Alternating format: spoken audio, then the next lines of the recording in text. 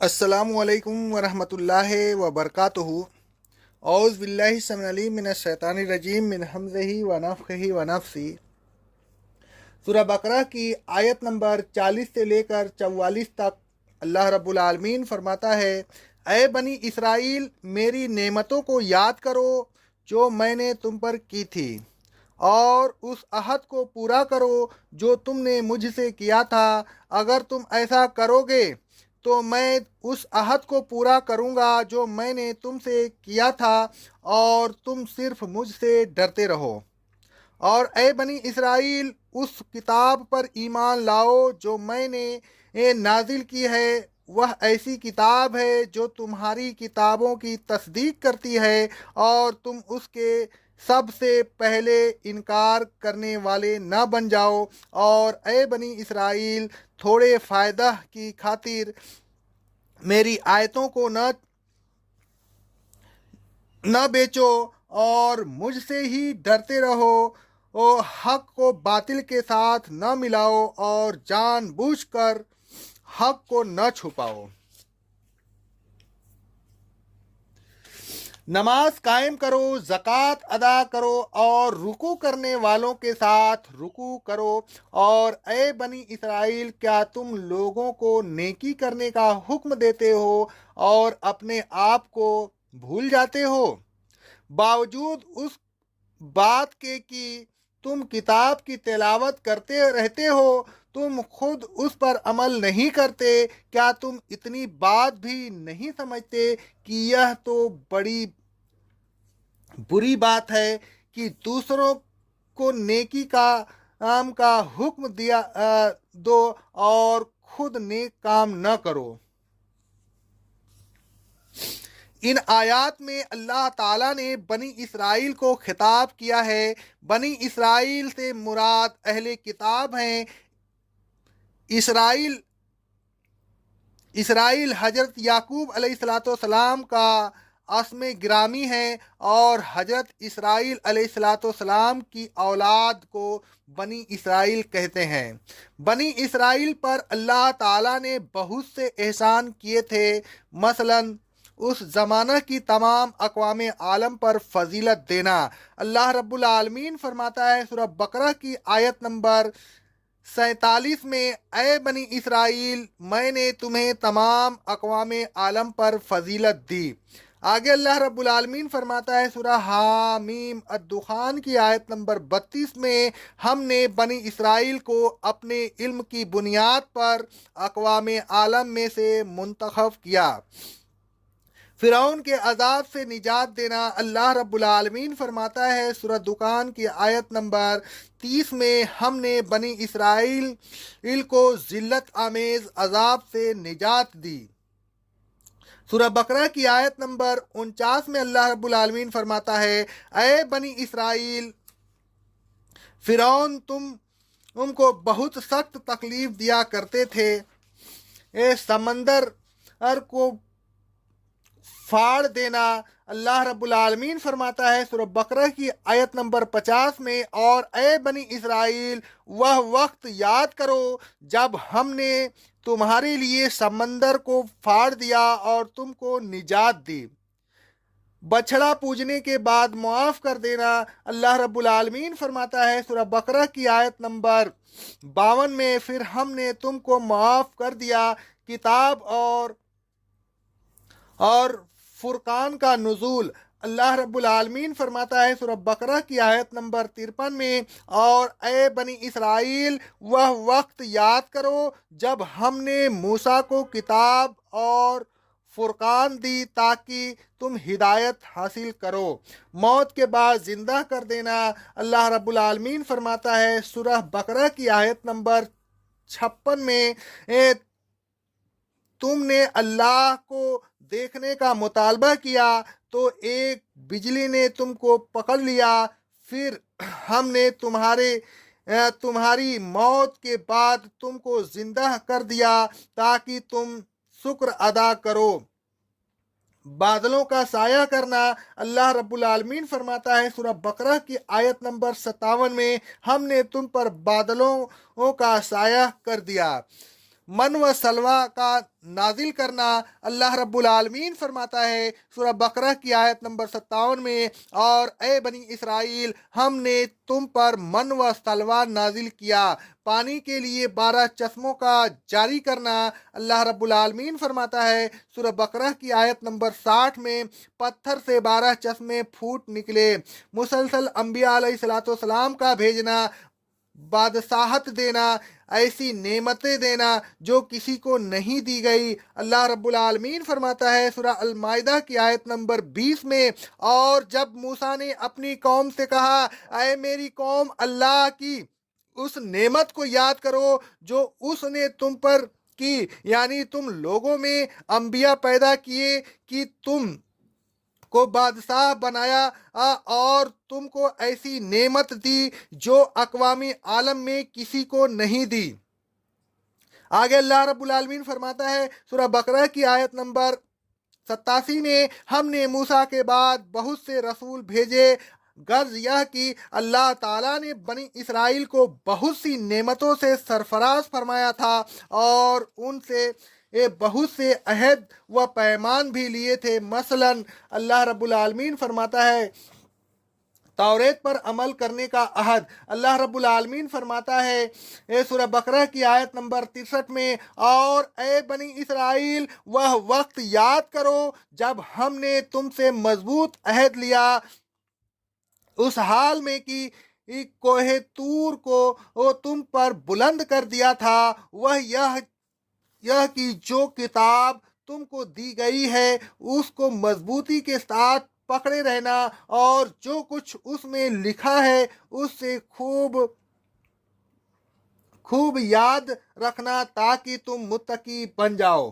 اللہ تعالیٰ کے علاوہ کسی کی عبادت نہ کرنا، والدین، اقربا، یتیموں اور مسکینوں کے ساتھ حسن سلوک کرنا، لوگوں سے اچھی طرح بات کرنا، نماز قائم کرنا، زکوٰۃ ادا کرنا۔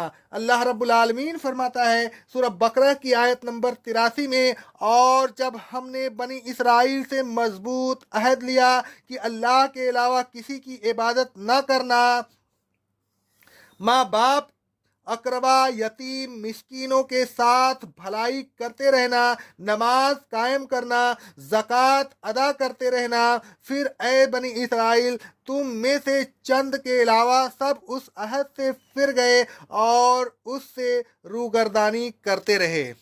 ایک دوسرے کا خون نہ بہانا، ایک دوسرے کو ملک سے نہ نکالنا۔ اللہ رب العالمین فرماتا ہے سورہ بقرہ کی آیت نمبر 84 میں، اور اے بنی اسرائیل، وہ وقت یاد کرو جب ہم نے تم سے مضبوط عہد لیا تھا کہ آپس میں ایک دوسرے کا خون نہ بہانا اور ایک دوسرے کو ملک سے نہ نکالنا۔ تم نے اقرار کیا تھا اور تم اس بات کے گواہ ہو۔ اللہ تعالیٰ کے احکام کو صاف صاف بیان کر دینا، اس میں سے کچھ نہ چھپانا۔ اللہ رب العالمین فرماتا ہے سورہ آل عمران کی آیت نمبر 187 میں، اور جب اللہ نے اہل کتاب سے عہد لیا کہ جو کچھ اس کتاب میں ہے اسے صاف صاف بیان کرتے رہنا اور اس کی کسی بات کو نہ چھپانا، لیکن انہوں نے اس عہد کو پس پشت ڈال دیا اور اس کے بدلہ غلط فتوے دے کر تھوڑا سا فائدہ حاصل کرتے رہے۔ اللہ تعالیٰ کی طرف حق بات کو منسوب کرنا، اللہ تعالیٰ پر افطرا نہ کرنا۔ اللہ تعالیٰ فرماتا ہے سورہ النساء کی آیت نمبر 154 میں، کیا ان سے شریعت کے متعلق یہ عہد نہیں لیا گیا تھا کہ اللہ کی طرف حق بات کے علاوہ کوئی اور بات منسوب نہ کرنا، ہفتہ کے دن احکام الہی سے سرتابی نہ کرنا۔ اللہ رب العالمین فرماتا ہے سورہ نساء کی آیت نمبر 154 میں، اور ہم نے ان سے کہا تھا کہ ہفتہ کے دن زیادتی نہ کرنا، اور ہم نے ان سے بہت مضبوط عہد کر لیا تھا۔ رسول پر ایمان لانا، اللہ تعالیٰ کو قرض حسنہ دینا، اللہ رب العالمین فرماتا ہے سورہ مائدہ کی آیت نمبر 12 میں، اللہ نے بنی اسرائیل سے مضبوط عہد لیا تھا اور ان سے 12 سردار مقرر کر دیے تھے۔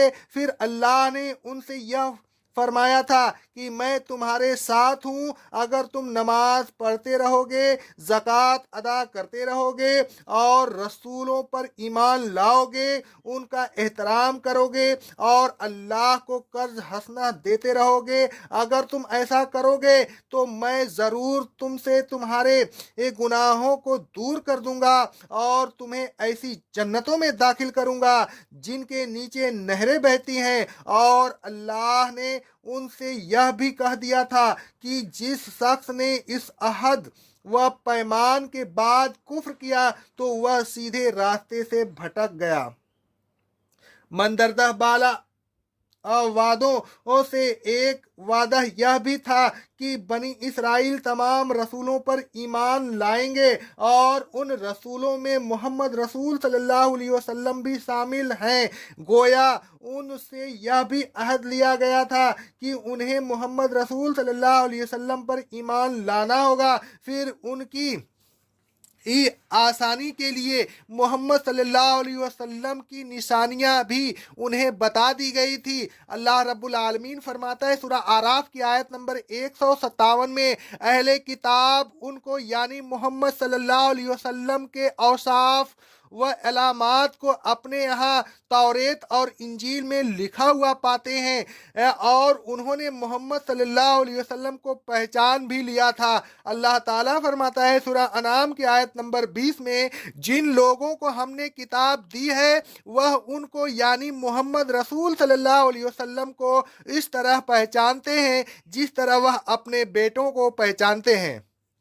آیات زیر تفسیر میں اللہ تعالیٰ بنی اسرائیل کو اسلام کی دعوت دیتا ہوا فرماتا ہے کہ میرے انعامات کو یاد کرو، ان کا شکر ادا کرو، اور ان کا شکر یہی ہے کہ تم نے جو عہد و پیمان کیے تھے انہیں پورا کرو، اس رسول پر ایمان لاؤ جس کو تم اچھی طرح پہچانتے ہو، ان کا احترام کرو۔ اگر تم اس رسول پر ایمان لے آؤ گے اور وہ وعدہ و پیمان پورے کرو گے جو تم نے قطعاً اللہ تعالیٰ سے کیے تھے تو اللہ تعالیٰ بھی اپنے وعدے پورے کرے گا۔ اللہ تعالیٰ نے جو وعدے کیے تھے ان کا بیان سورہ مائدہ کی مندرجہ بالا آیات 12 میں مذکور ہے، یعنی اللہ تعالیٰ کی معیت، گناہوں کی مغفرت اور جنت میں داخل کرنا۔ ان نعمتوں سے بڑھ کر اور کون سی نعمت ہو سکتی ہے؟ اللہ تعالیٰ اپنے وعدوں کے مطابق انہیں ان نعمتوں سے سرفراز کرنا چاہتا ہے، ان پر رحم کرم کا ارادہ کرتا ہے، جیسا کہ وہ فرماتا ہے سورہ بنی اسرائیل کی آیت نمبر 8 میں فرماتا ہے، ہو سکتا ہے کہ تمہارا رب تم پر رحم و کرم فرمائے۔ پھر اللہ تعالیٰ فرماتا ہے لیکن اس رحم و کرم کے لیے شرط وہی ہے کہ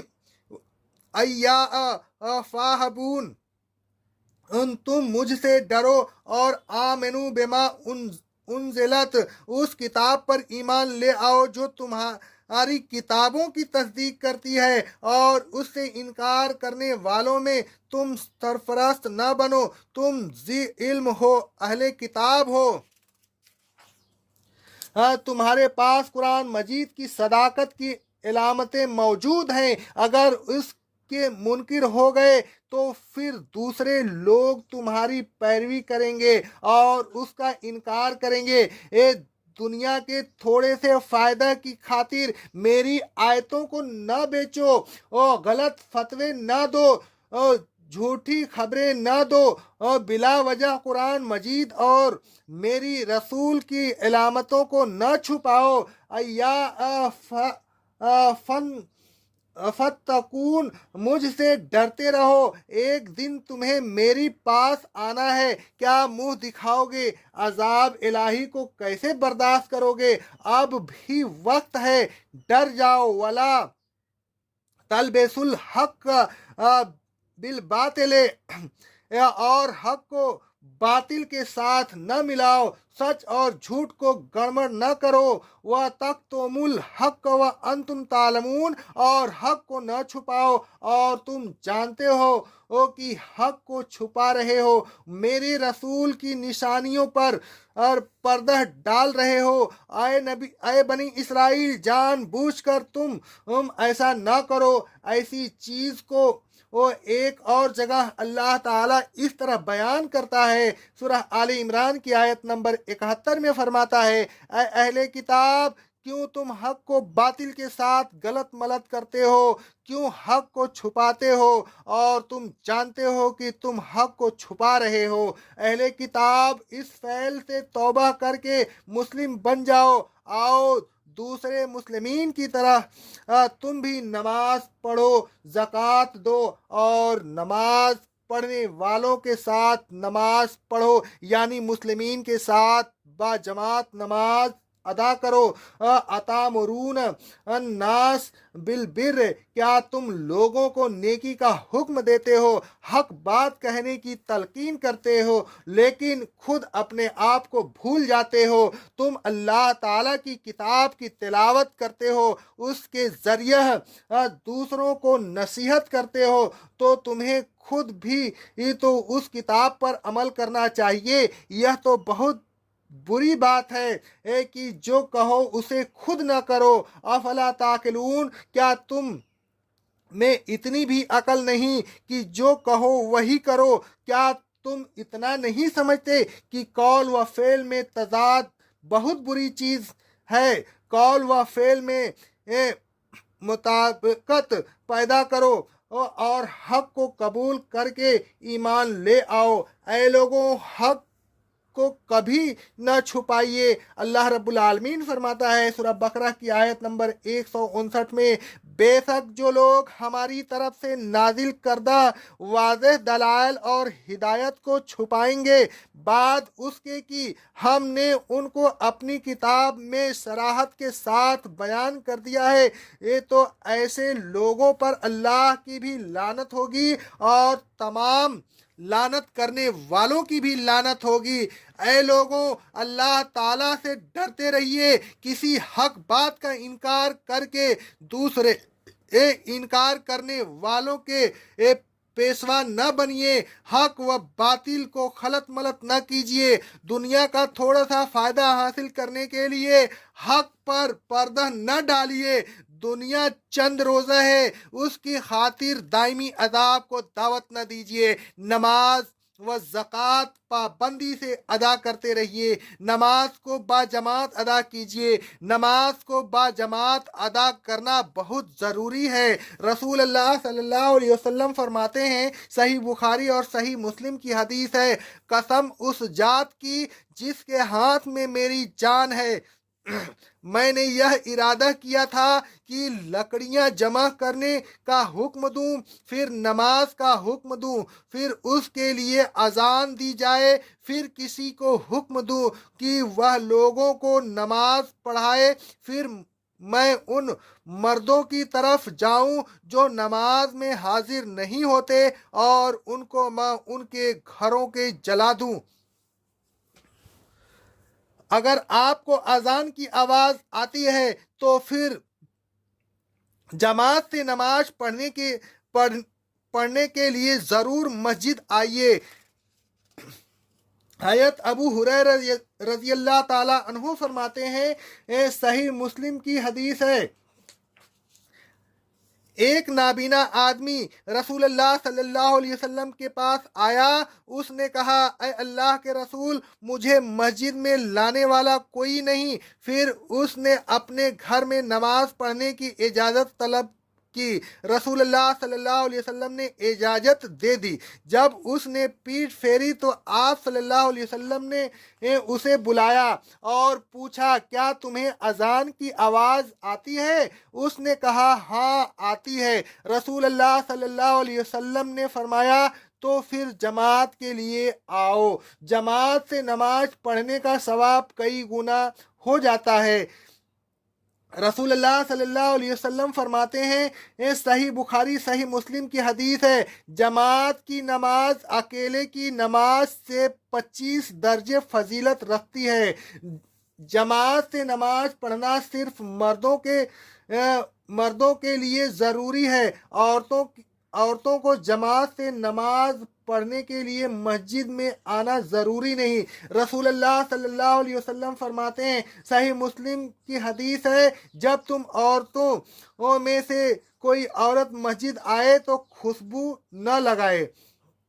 رسول اللہ صلی اللہ علیہ وسلم فرماتے ہیں، صحیح بخاری اور صحیح مسلم کی حدیث ہے، عورتوں کو رات کے وقت مسجدوں میں جانے کی اجازت دے دیا کرو۔ اے لوگوں، آپ کے قول و فعل میں تضاد نہ ہو، دوسروں کو نصیحت کرنے سے پہلے خود اس پر عمل کیجیے۔ اللہ تعالیٰ فرماتا ہے سورہ القصص کی آیت نمبر 2 اور 3 میں، اے ایمان والوں، ایسی بات کیوں کہتے ہو جو کرتے نہیں؟ اللہ کے نزدیک یہ بڑی خفگی کی بات ہے کہ ایسی بات کہو جس پر خود عمل نہیں کرتے۔